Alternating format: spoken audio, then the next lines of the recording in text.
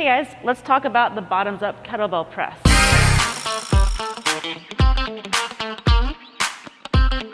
Or carry or hold. So first thing I'm going to do is clean the bell up, and I'm going to make sure it's a nice light weight to start so that I can get used to this position. But you're going to start, if you've never done this move before, with the elbow a little bit below 90 degrees, okay? And more or less in front of your shoulder. When you get more comfortable, you can start progressing to a hold at 90 and then all the way up to an overhead press, trying to stack the bell right over your shoulder at the top. You can see maybe that I'm shaking a little bit because it's hard to balance the bell with the base overhead, keep it from tipping. This is going to be an excellent movement for shoulder health.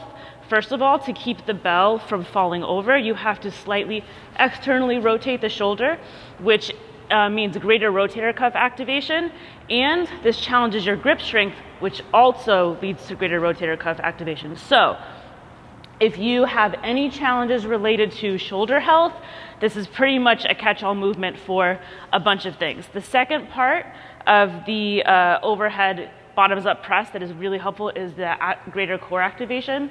So anytime you have that asymmetrical load, you're gonna have to have a lot more recruitment from the core.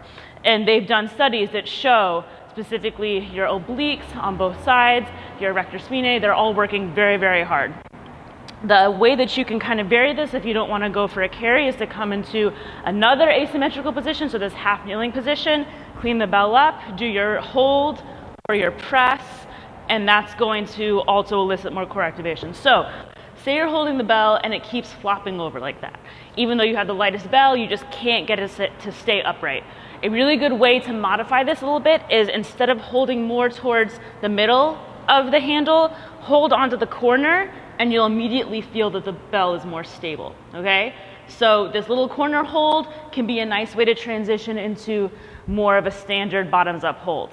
Like I said, go to the smallest weight first, and if that's not working for you, don't fear. You can do this, just hold on to the corner of the bell. When it comes to the bottoms up press, you have three things working for you. You have your grip strength, you have your rotator cuff activation, and you have your core activation. All right, there's your bottoms up press.